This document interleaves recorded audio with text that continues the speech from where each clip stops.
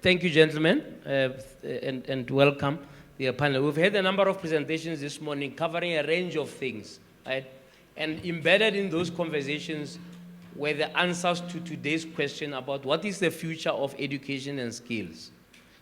The reason we combined the two, Minister, was that we didn't want to come and talk about higher education in isolation to basic education. Because what happens with basic education affects the entire value chain. And maybe you'll tell me why they separated the ministries, besides giving parties more seats in cabinet. I don't know why we need a cabinet of 70 people. But that's not for today. Honestly, I promise you not to be controversial. But the two have to talk to each other one way or another. And that's why the panel here, we've got here, for example, the CEO of Chieta, which is a SETA, right? And then the idea of skills development is located not at higher education only, but it's located in the entire value chain, right? So I'm going to start with you, Mr. Pillay, to just paint the picture in your own view about what are the solutions. I want us to be solution-driven. You can analyze to death. We've done that the whole morning, right? You come up and say, what is the one thing we should be doing to fix the whole value chain, right? And then you can then say what the contribution of where you are coming from in your area of expertise could be, right? For example, there's an issue about AI curriculum. You can pick whatever you like, but I would like when you are finished here to have a basket of solutions that then the tables can discuss and say, do we agree with that? How do we add to that, etc. And Tatelo Hota showed you what the current system has produced, right? And how do we move now from those statistics to something that looks better? You can kick off. No, thanks, JJ. Look, let me start off by saying, I think our biggest challenge is not artificial intelligence. It's access. It's access. Access. Let me explain what I mean by that. What creates access? Infrastructure creates access. Technology creates resilience. You can't, for example, talk about the energy transition as an example. When millions of people in the country have never even accessed energy. Transition from what? Similarly with technology.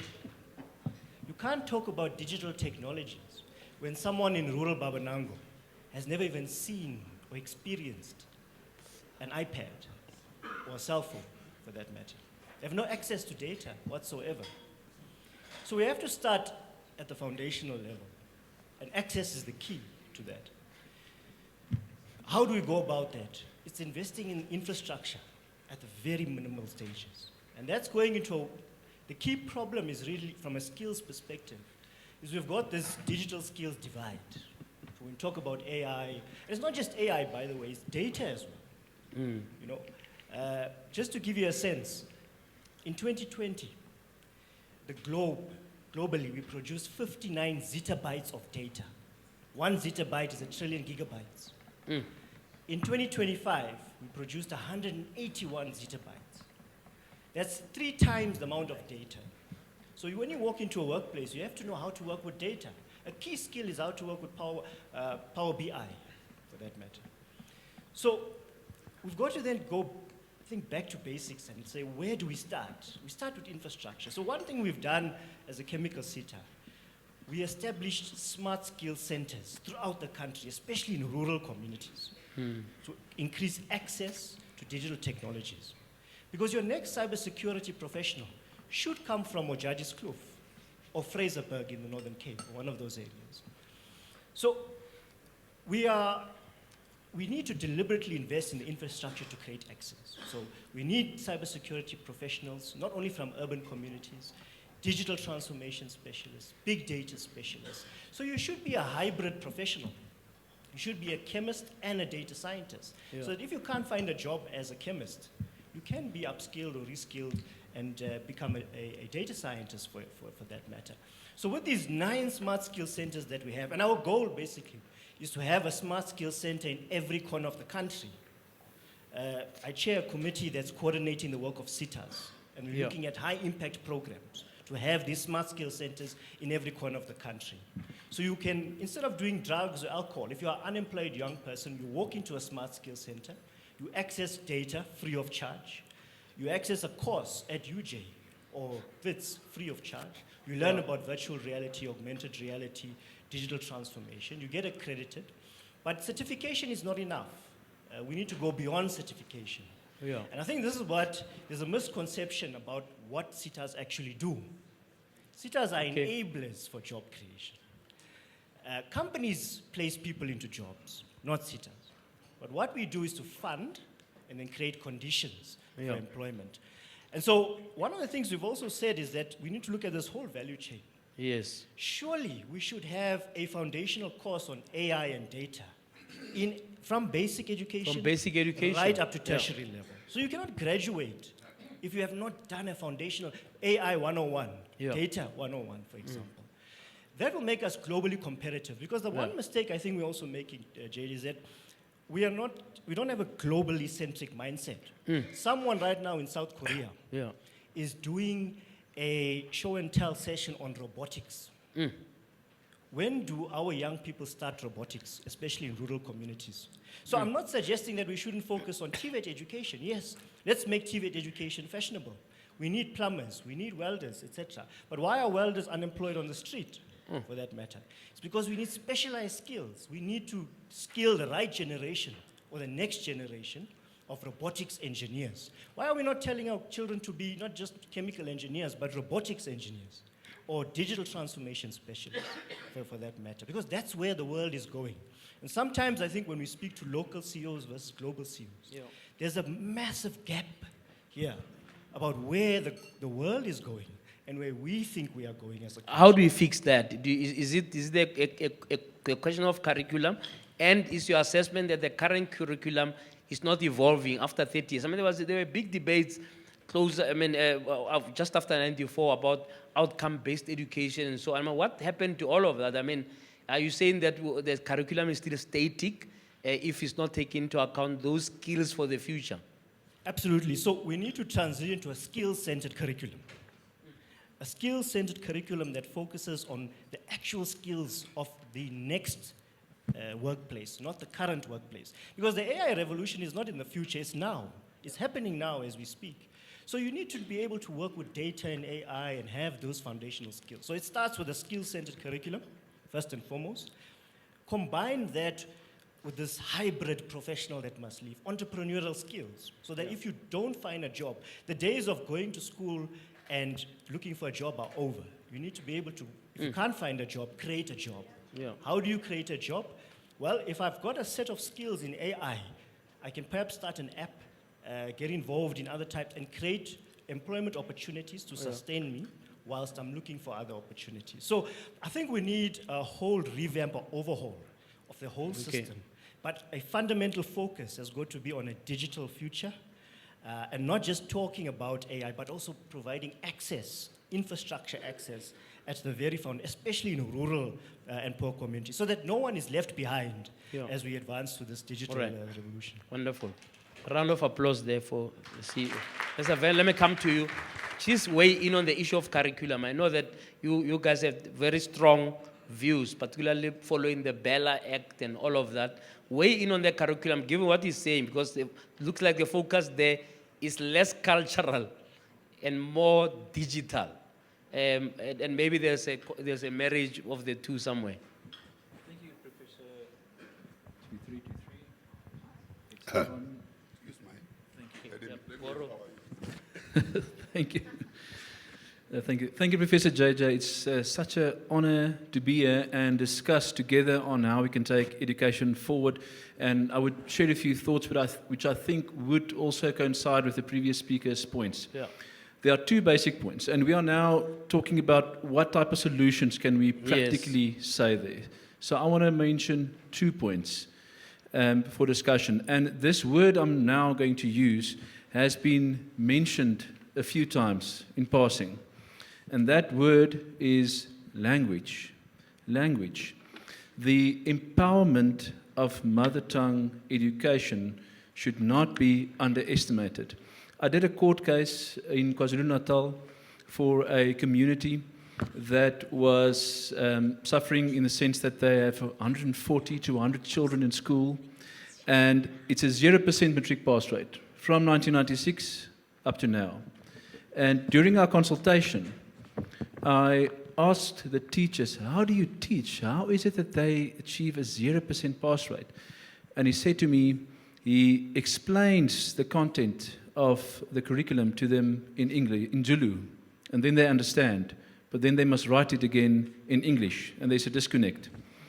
We must be able to have an emphasis on mother tongue education. It's in the Constitution. It's not supposed to be any controversial point. It's Section 6 in the Constitution. It's Section 1 in the Constitution. It is Section 29 in the Constitution. There's now a norms and standards policy paper on language that is now being reviewed by the Minister's Department, and it's 28 years old, and it hasn't been touched for 28 years. For the first time now, it's being touched again and revamped, and we will be part of that process to re-emphasize the importance of language. So mother tongue education is extremely important. The second point, Professor Jaja, I would want to make, and also a very clear, concise point on this, and that is that if we look at the governance structure in school, what would be a fairly quick way to maximize quality education that can be done? And this can also be a point of discussion. Because we are oftentimes in a tendency to be very technical about how we speak about matters. But what about the most basic things? If we go back to the Schools Act, you would note that the Schools Act doesn't talk about state schools, talk about public schools. And what does that mean?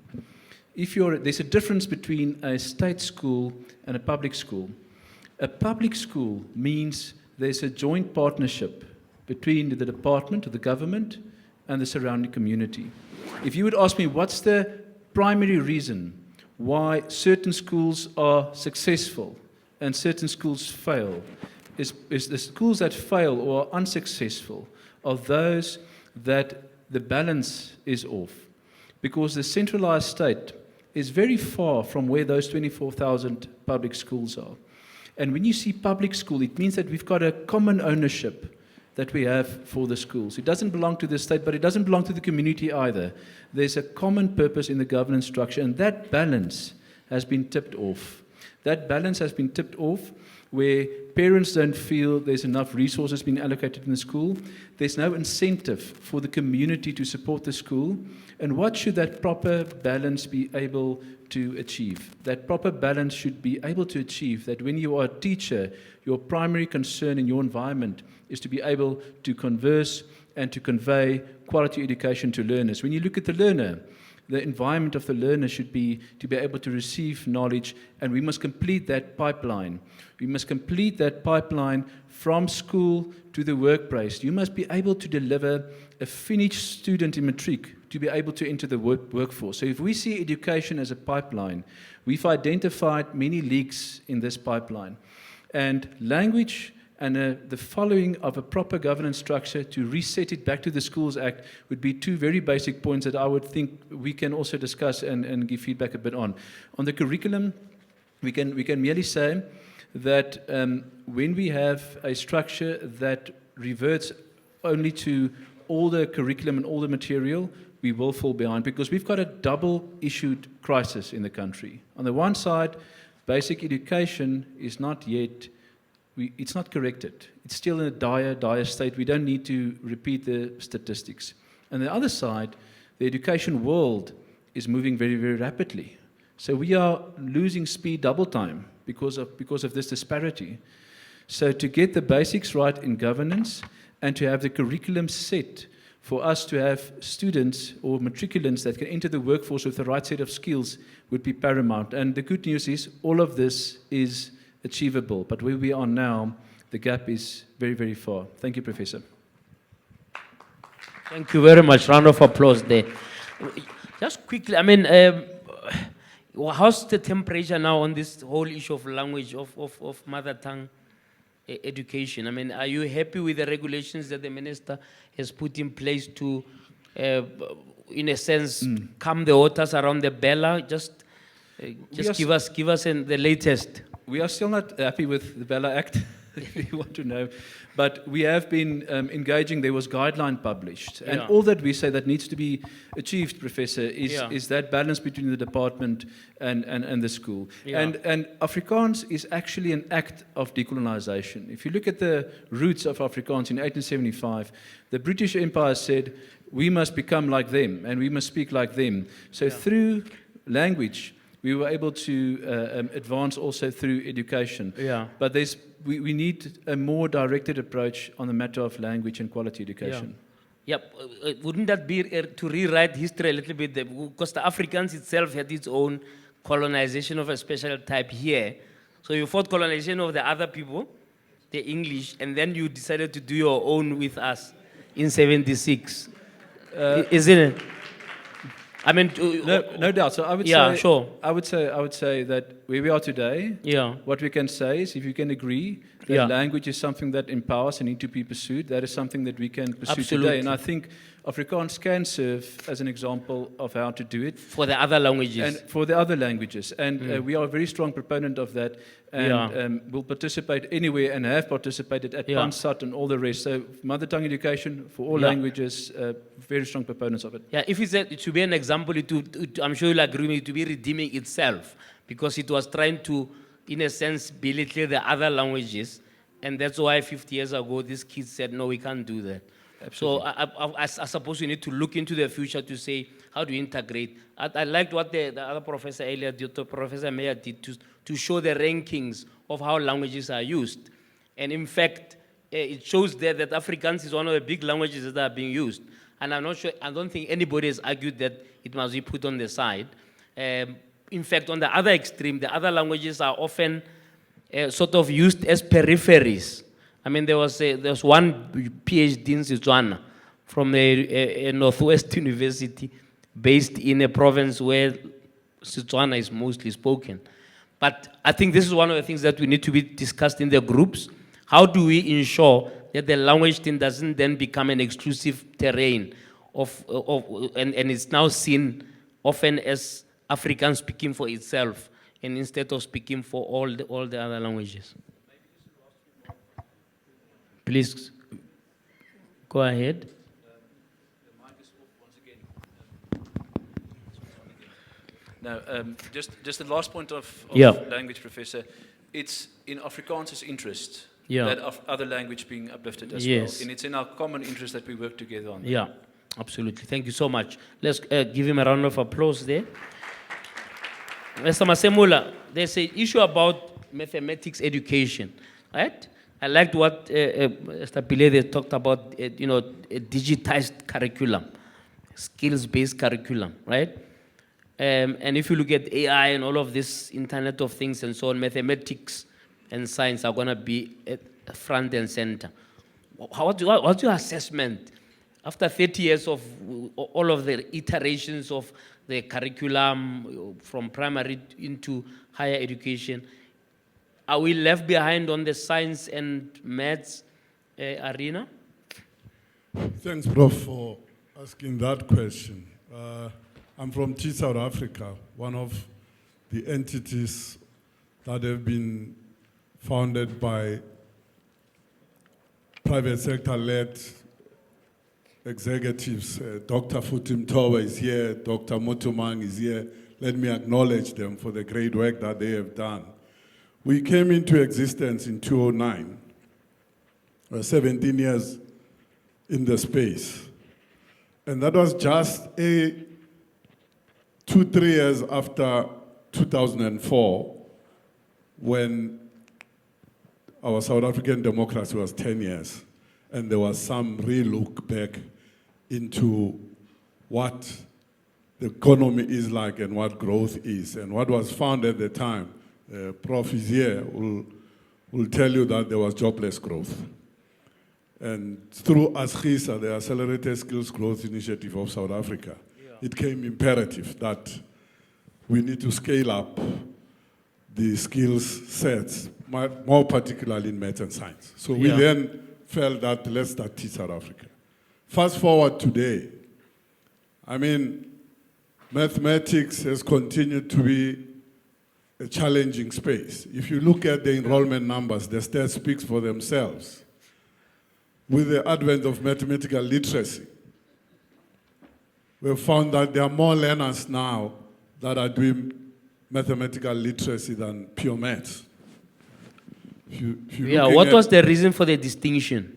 the distinction is that there are many challenges in it. Schools are looking for better pass rates and not really looking at what the children need for them to progress to gateway pathways like STEM-related careers. Please So educate me. Is it like standard grade and higher grade in our days? Or it's worse? Or it's worse? it's worse than that. Oh, all right. In fact, if you were to compare mathematical literacy and technical maths, you'll opt for technical maths. Is it like arithmetic? Not even. Like this, this literacy maths, is it like you just, you ignore like geometry There's and no so algebra, there's no calculus, no. there's nothing in that. That's why it's like arithmetic, just concept. adding and subtracting. So basically, what I'm raising here, I'm a teacher, by the way, and most Yeah. of our graduates are in the classrooms in 45 schools here in Gauteng in the 15 districts. We actually were in 9 provinces in 10 years of our founding. From 2009, 10 years later, we almost had 841 students or schools that we have worked with. 450 schools that we have worked with. Come 2020, when COVID came here, we came down to Gauteng only, out of the 9 provinces. That will tell you what the challenge is about supporting pure maths programs like Teach South Africa and many others in the ITE space, your initial teacher institutes.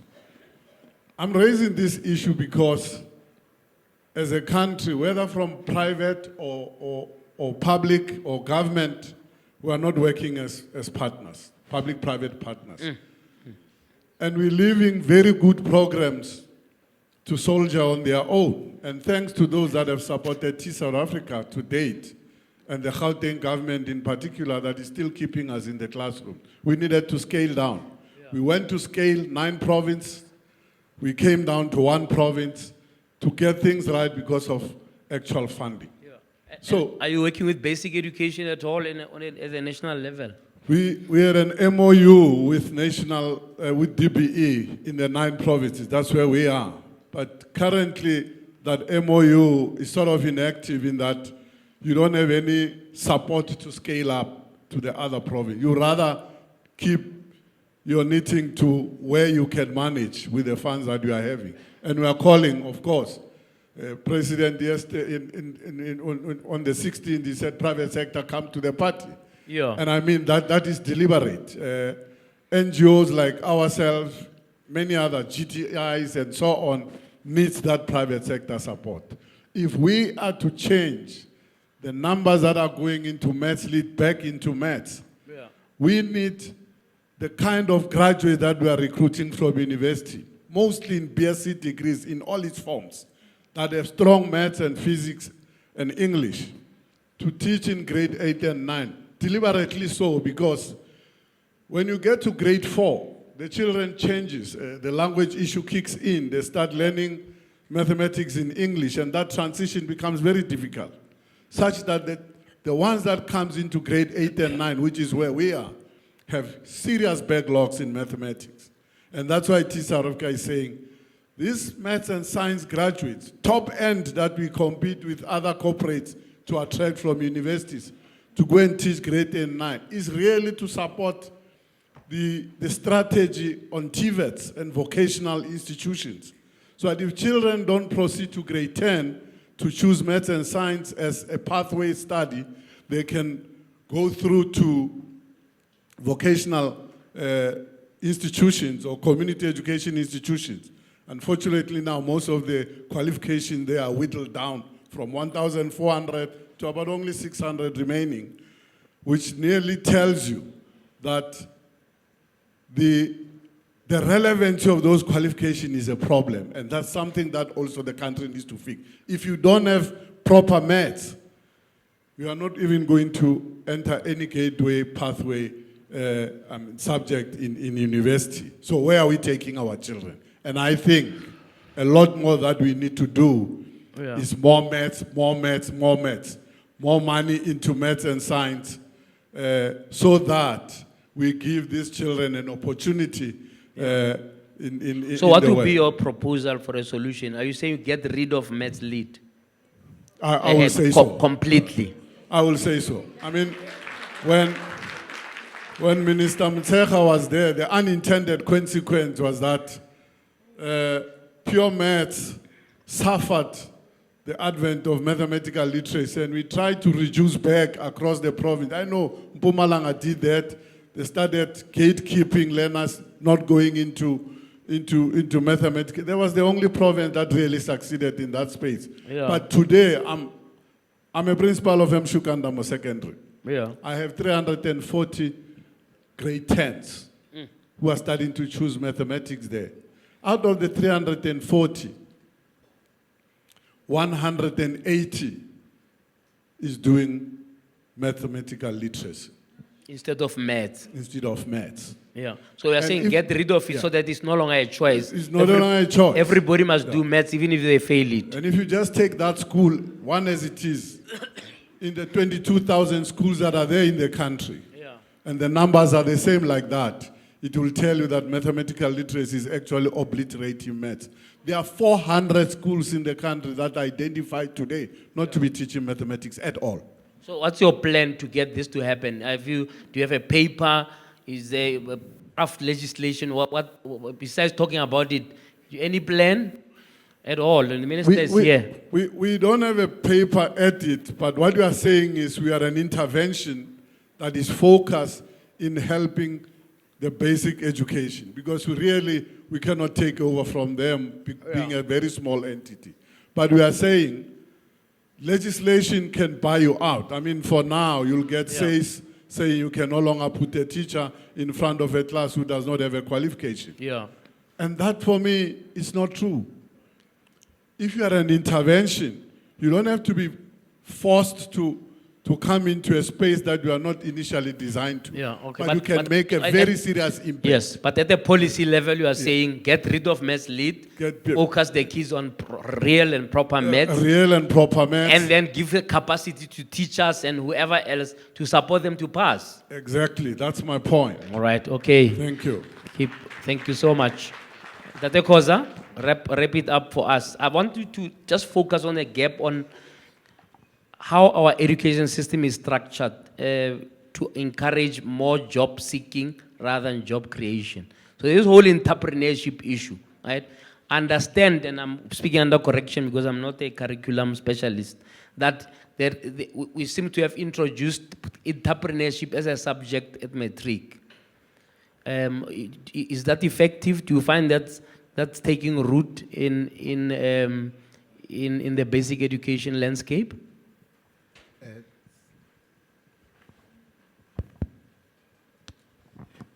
Thank you, Prof. Dabane. Maybe let me just answer this question by another question and say, what is the problem that we are really trying to solve here? Prof, you know, being an executive, thank you. Being an executive about 6 years ago, and a director, I had to recruit, or we had to recruit interns from universities and technicons for them to qualify for their qualifications. I mean, do their interns and work integrated learning. What I found is a recipient who was in the private sector. Yeah.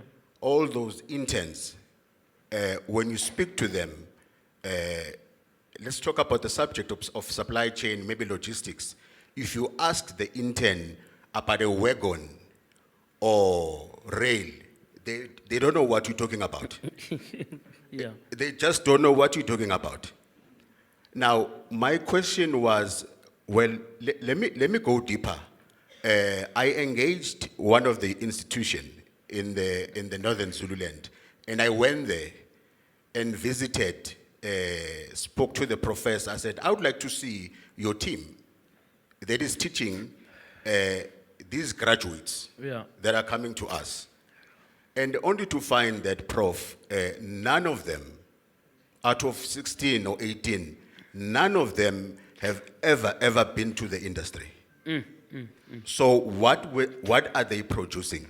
Yeah. Absolutely nothing. I asked them the same thing. Do you know a wagon or rail? They don't know. So Even theoretically. theoretically, so all what they are obsessed about or is teaching case studies of Harley Davidson, yet we've got real problems of Transnet, ESCOM, ISCO. Those things don't exist in universities. They are obsessed about all other things which are outside of our problems as a country. So what you find, Prof, is that you'll find a little bit of resistance from the private sector, maybe to some extension, public, not wanting to absorb these kids. Not because they don't want to, but they are saying, but, well, I'm not speaking of the private sector, but what I've experienced is that, hey, these people don't know nothing, they just have a paper. And what they have is not solving our problem as an industry. Yeah. The industry have a serious problem. They need to migrate. They've got all sorts of problems. And they need academic intervention Yeah. that is aligned. So you're essentially saying there's a disconnect between what kids are being taught at institutions, whether be it at basic or higher education, and what the industry needs. Why can't that gap be closed? By ensuring that the curriculum designers at all those levels get counsel from the private sector to which those kids are going to eventually work. I'm not going to speak for the Department of Education, but I can speak for the industry that we have taken an initiative to come closer to the universities Yeah. and make them understand that what you're producing, please allow me to use that word produce, Yeah. the graduates that you are producing are supposed to be coming and solving our problems or the problems of government, not any other thing. So if you lecturers don't know that, then we've got a problem. Yeah. Hence, we then encourage the institutions to partner with private sector by having a seasoned executive to be part of the cohort of the teaching. So meaning the teaching can no longer be what it used to be. You need someone that is going to come and lecture and talk about someone from Transnet, from ESCOM, and talk to kids and have a guest lecture and say, this is what we are What's happening experiencing. in the industry now, not something that happened in a textbook 20 years ago. Yes, this is the problem that we are having right now. We've got 50 vessels that are sitting in the shore. We are unable to offload at a high speed. What can you assist us? Yeah. So don't tell us about Harley Davidson, things that we've never seen. Yeah. Yeah. All right. A round of applause, please. All right, we're going to wrap up now. Tatelo Hutla, parting shot. Right? I'm going to ask everybody to give me 30 seconds parting shot. Right? That will guide what people are going to discuss in the tables. A quick word from you, Tatelo Hutla. Yes, no, let's talk about it. Yeah. I know you want me to be quick, but I've been provoked very much. Okay. That side. The point is, you cannot dismantle ESCOM and dismantle Spornet and all this Yeah. those institutions were institutions of training, both for the private sector and government. And anybody who came from there was not doubted by the private sector. Now you have created SETAs. And I come there, I submit a tender to SETA, and I say, I'll go and teach you this. And then I get the tender, and I teach rubbish. This is the problem. And that is until we deal with the policies in a manner that addresses the real problems. Our biggest enemy is our policy framework that has destroyed. But is that not a generalization in terms, because you're talking 21 SETAs in all the industries, right? And to exist, those SETAs must talk to industry. So I assume that Agri-SETA has to talk to the agricultural sector to see what is needed as a gap so that they can fill that gap by training. I'm not sure whether we have to have a SETA sitting over there. Yeah. We need an industry player to bring the training in its industry and lead that way. We must learn from apartheid. There were these institutions that were embedded in there. The SETAs are a hub that organizes, and it must be linked to. So you need to have ESCOM resuscitated. All right. Yes. So Let me pause Yes, you there. yeah. Please intervene on the SETAs, because I want us to just get this one out of the way, right? What is the link? What is the cord between the SETAs and industry? Because that's what he's raising. Because I don't assume, and I'm not knowledgeable in this, but I don't assume that you can have an ESCOM type arrangement in all industries necessarily. Or maybe you can, I don't know. Please respond to what he's saying, because he seems to be saying you don't need the SETAs. So, on every SETA board, there are 5 representatives from industry. Okay. Industry is represented in SETAs. When SETAs are funders, Yeah. we don't employ, but that's where the collaboration comes in. Yeah. Because you need the SETA to fund and enable the environment. Yeah. Who's going to quality assure? You can't ask Sasol to quality assure. It's referee and player now. You can't have a welder going to be trained in a bottle store because you want to tick the boxes. Someone has got to regulate. Someone has got to quality ensure. Industry can't do that. Industry is busy with profit maximization. So you need the state working together with the private sector companies, working together with training providers to ensure that you've got training materials that are relevant to the workplace. So I'll give you an example of what we've done at Chieta. Titanium dioxide. We have not a single plant in South Africa. You can get the best lecturer. Where are these young people going to get on-the-job training experience from? A mechanical engineer will never be employed in a titanium dioxide plant which manufactures paint and plastics unless you have 12 to 24 months experience. So we don't have a skills gap. We have an experience gap that we need to close. We can only close that gap if the SETA funds, quality assures, industry places the learners, because how can we place if you're retrenching, for that matter?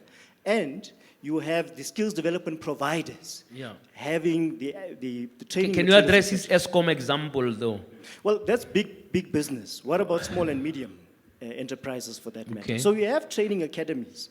For example, right now we are working with Sasol as a chemical company to create new industries such as green hydrogen. We funded the green hydrogen training station, but the employer themselves needs to take on the learners, ensure those learners get the proper training, industry-relevant training. They are certified. Who's going to certify them? The SETA has to ensure that we quality assure, we certify, we approve the workplaces, the qualifications development takes place. As the industry trains, they then acquire jobs. But let me give you the other statistic. 83% of those who are in employment currently, who went through a Chieta-funded program, were promoted.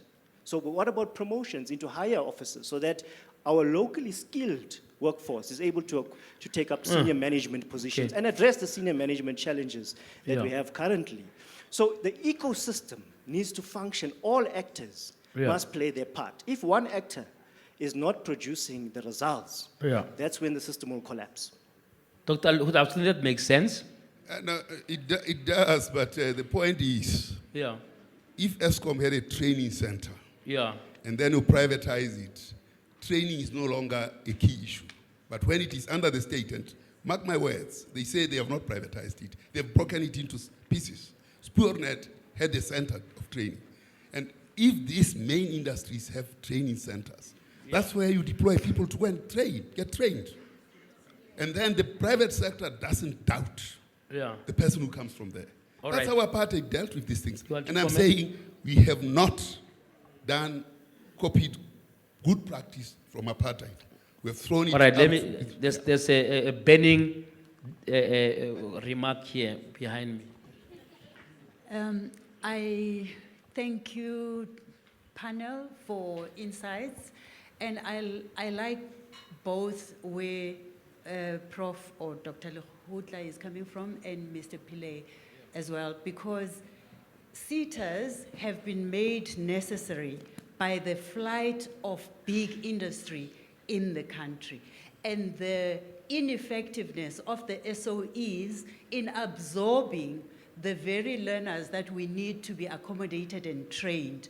Frankly, they are a superfluous institution, provided we had a vibrant economy that would have big businesses and large businesses of people who are actually professionals who can separate the interest from training people to quality assuring people. Because who works at Cheetah, who is on that board? It's people from industry. And if those people were in ESCOM, in Transnet, and wherever else, there would be segregation of duty. But we now need the SETAs because business has fled, and so no one, especially no SMMEs, has the capital and the infrastructure to absorb these people that we need to be teaching. Wonderful. What I'm going to do now, because I need to move to the next session now. Quickly, Mr. Werner, just what's one, if there's one thing that can be fixed on basic education, what would that be? The microphones are making it interesting. I would start by saying, let us revitalize the importance of language and mother tongue education in South Africa. Yeah. That can be done. Secondly, let us focus on what are the drivers of success in public schools, Yeah. and that speaks to the community involvement. Yeah. Mr. Pillay talked about changing the curriculum focus to skills. Is that going to be the focus of your university, your new University of AfriForum? Yes, we are building through academia, Yeah. a university, and it's aligned, as is Soltech, their vocational college, to the market and what the market needs and what the sector needs. Yeah. Absolutely. So it's a private university. We call it rather independent because private gives you the impression of being an elite, and we don't position ourselves as an elite university. Independent university that we Yeah. see as expanding the existing offering in education. All right. Okay. No, thank you. Round of applause for the panelists. That they parting shot. Yeah. My parting shot would be that DBE should focus more on human resources in replacing teachers that are leaving the profession. Right now, there is an early retirement incentive that is given to teachers to go. To leave early, To but leave not early. replace them. And not replace. So if you look at that attrition, Yeah. if it takes away a lot more of maths and science teachers, we still back into the same problem. Right. So if we get more support as NGOs and a license to play in that space, we surely will be able to improve the mathematics competencies in the lower grades so that there's more maths taken maths, up in grade 10, Thank you. 11, and Round of 12. Thank you. applause, please. Okay. Parting shot. Datekoza. Thank you, Prof. I think on my side, it will be that we as the, let me just say executives, we really need to take a concerted effort. If each and every executive in any organization can make an effort to say, I studied at University of Zululand. Yeah. What is happening there? Let me go and see what is it that I It can contribute. I can contribute. Yeah. We busy and complain, but we complain, don't do yeah. nothing. So the only way to close this gap, it's literally simple. You've got the recipient, Yeah. private sector, maybe in this case, I would say, that needs the skill. Then we've got the universities. Universities, we need you. We cannot go far without you. We Yeah. cannot give our work to consultants Yeah. to give it to you. Yeah. We want to give it to you. We need you. But universities as well, try and create some courage to come closer to the private sector and say, we are here to partner with you. If we don't do that, the private universities that are coming left, right, and center Yeah. are doing exactly what we are doing. They're closing that gap fast. All right, thank you. Round of applause, please. Mr. Pillay, last word. I think we need to stop saying to our young people, go to school and get a job, and start saying, Yeah. go to school and create a job. Yeah. And how do you do that? Yeah, you can clap. You can clap. How do you do that? Encourage entrepreneurship and entrepreneurial skills training in our curriculum. Teach young people to create new industries. That's what we're doing at Chieta now with green hydrogen. We don't trade in green hydrogen, but we're funding green hydrogen as a new industry, because new industries create new jobs. And so I think if we can bridge this gap, this experience gap, Yeah. and finally collaborate better. We supported 85,515 young people through our smart skills centers to acquire digital skills. How much more could we do if we collaborated better? All right, thank you very much. Let's give a round of applause to our panel, please. And Tatel Hutla, you'll still come back later before lunch to give us a list of 4 things that the tables must discuss. But can I release the panel, please?